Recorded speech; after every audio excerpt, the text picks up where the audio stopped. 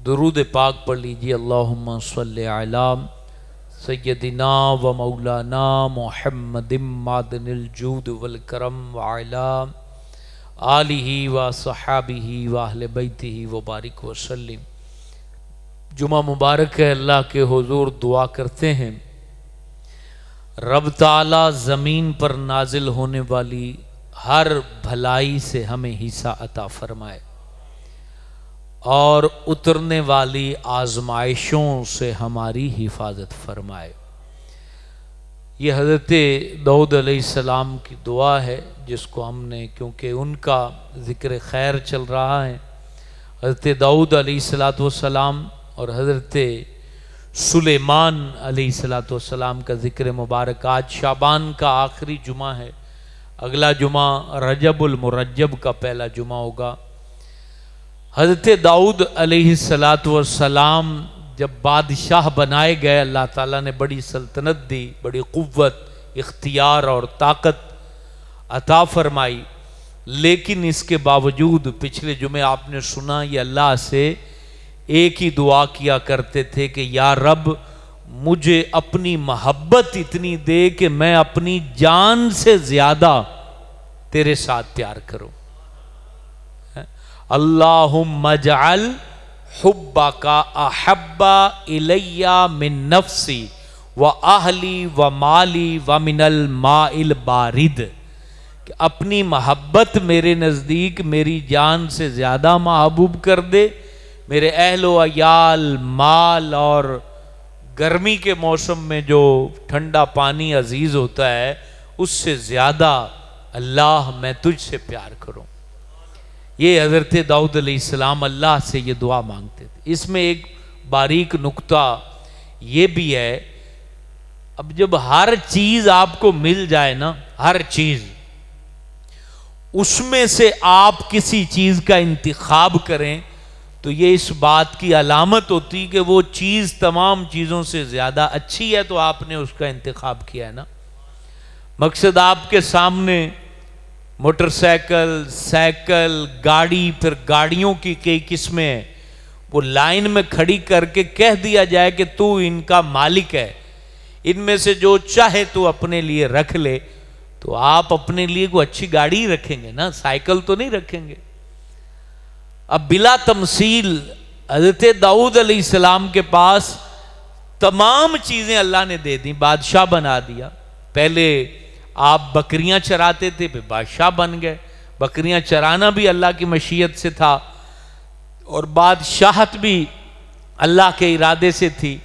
اب بادشاہ بننے کے بعد آپ کہہ رہے ہیں یا اللہ جو تیری محبت ہے نا مجھے ان ساری چیزوں سے زیادہ عزیز ہے۔ تو پتہ چلا اس میں کچھ تھا تو عزیز تھی نا، کچھ تھا اس کے اندر، اور یقیناً وہ لذت، وہ سرور، وہ لطف جو اللہ کی محبت میں ہے وہ کسی چیز میں نہیں ہے۔ یہی بات ہے کہ ہر دور میں اللہ کے ولیوں نے، صحابہ نے، آل بیت نے اللہ کی محبت کا انتخاب کیا۔ جس طرح حضرت امام علی نقی رضی اللہ تعالیٰ عنہ آپ کے لیے جب بادشاہ متوکل، 6 بادشاہ ان کے دور میں گزرے اور سارے عباسی حکمران تھے، ان پہ ظلم کرنے والے تھے، کہہ دیا کہ انہوں نے کوئی چیز جو ہے اپنے گھر میں اسلحہ وغیرہ چھپا رکھا ہے اور یہ اپنے مریدوں اور شاگردوں کے ہمراہ بغاوت کریں گے۔ جب رات کے وقت ان کے گھر چھاپا مارا گیا تو وہ تمام لوگ حیران تھے کہ گھر کے اندر کچھ بھی نہیں تھا سوائے مصلے کے، اور اس مصلے پر حضرت امام علی نقی بیٹھ کر اللہ کی عبادت کر رہے تھے۔ تو جنہیں اللہ تعالیٰ کی محبت کی آشنائی مل گئی، پیار مل گیا، خلوص مل گیا، تو ان کے لیے وہی سب کچھ ہوتا ہے۔ لیکن یہ ظاہر سی بات ہے اللہ کا عطا کردہ نور ہے اور یہ ہر سینوں میں نہیں رکھا جاتا، نصیب والوں کے دامن میں یہ گوہر آتا ہے۔ ہر ایک کو یہ نہ لذت ملتی ہے، نہ چاشنی ملتی ہے، نہ سرور ملتا ہے۔ اس کی مثال آپ کو میں دیتا ہوں کہ ایک ہی قسم کا دانہ زمین کے اوپر ڈالا جاتا ہے تو ایک جگہ جو ہے وہ دانے کی جو کومپل نکلتی ہے وہ بڑی خوبصورت مضبوط اور اس کا دانہ بھی بڑا اچھا ہوتا ہے، دوسری جگہ وہ دانہ سڑ جاتا ہے یا کمزور نکلتا ہے. تو دانہ تو ایک ہی قسم کا تھا، قصور کس کا تھا؟ زمین کا قصور تھا. جہاں زمین زرخیز اچھی طاہر تھی وہاں سے وہ اناج اس نے اپنے پیٹ سے باہر نکال دیا، جو سخت تھی اس نے اناج کو بھی جلا دیا. تو یہ جو ہمارے سینے ہیں نا، یہ سینے زمین کی مانند ہیں. تو اللہ رب العالمین کا جو نور ہے کلمہ طیبہ کے صورت میں، وہ ہمارے سینوں سے اس وقت باہر خوبصورتی، غلہ، اناج، سبزہ برآمد کرے گا جب یہ سینہ جو ہے وہ اندر سے عشق رسول کی دولت سے زرخیز ہوگا. یہ بات یاد رکھیں.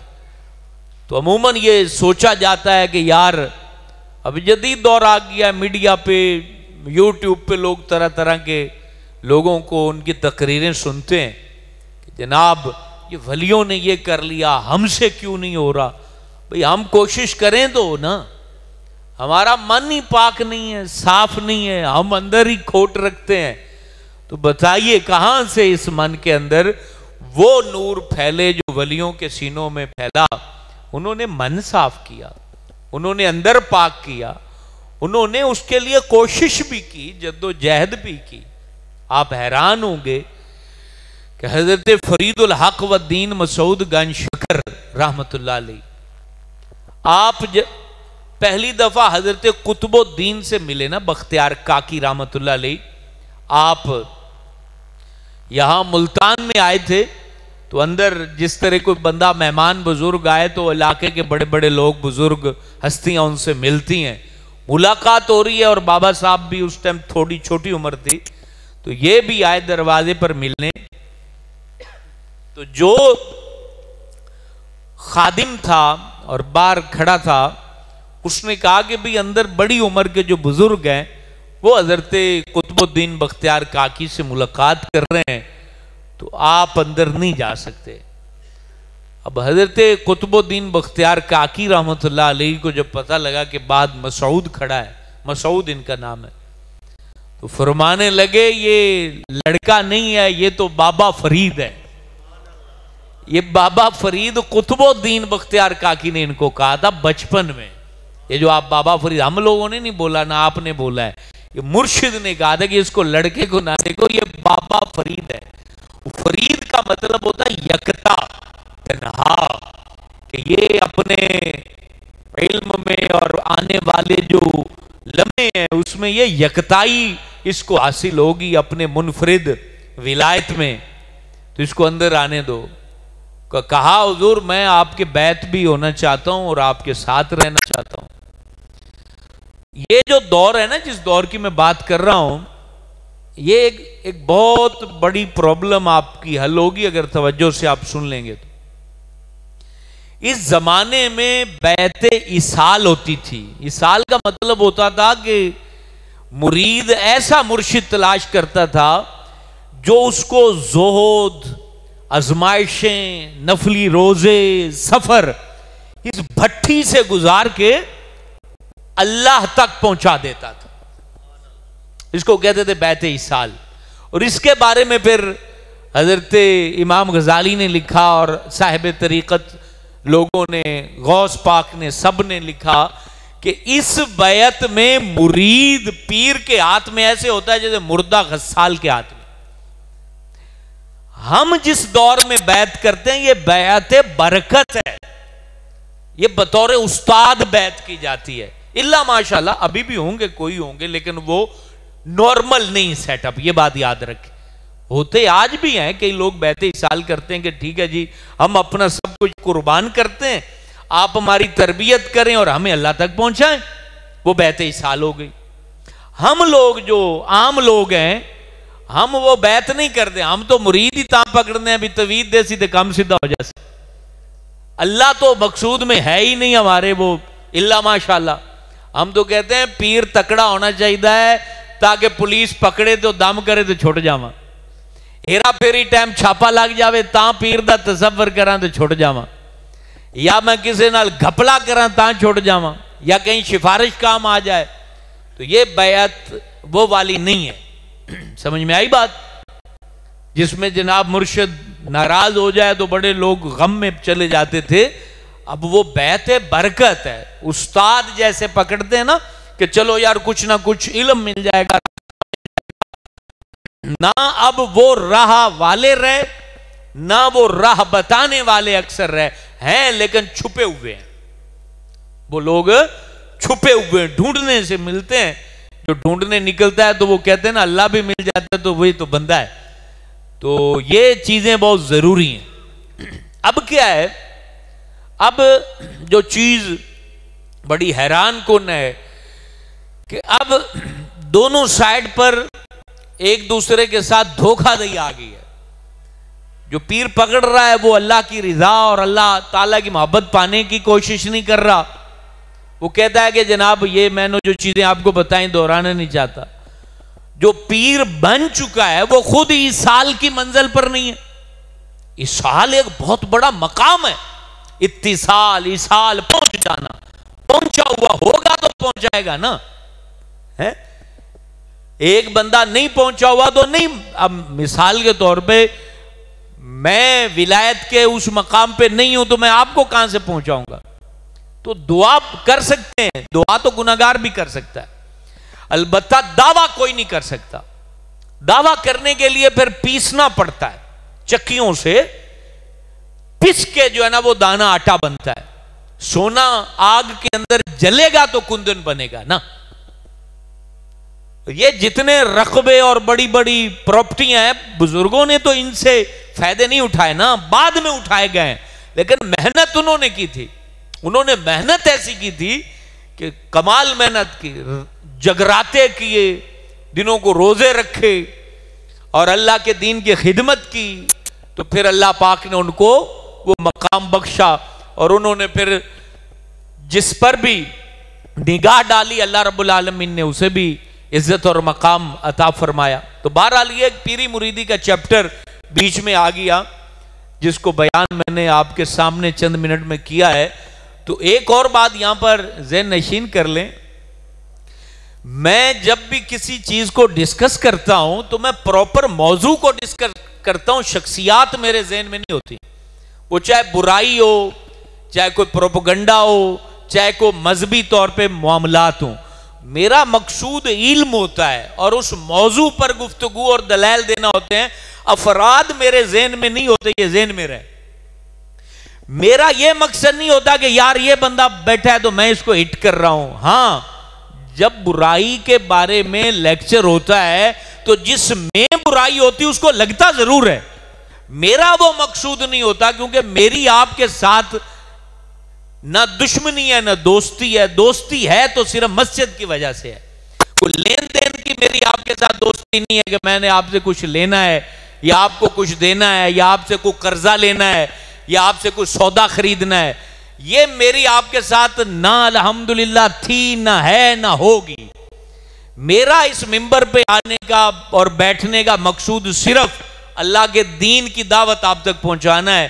جس نے قبول کر لی فابیا، جس نے نہ کی تو بھی میرا کام ہو گیا۔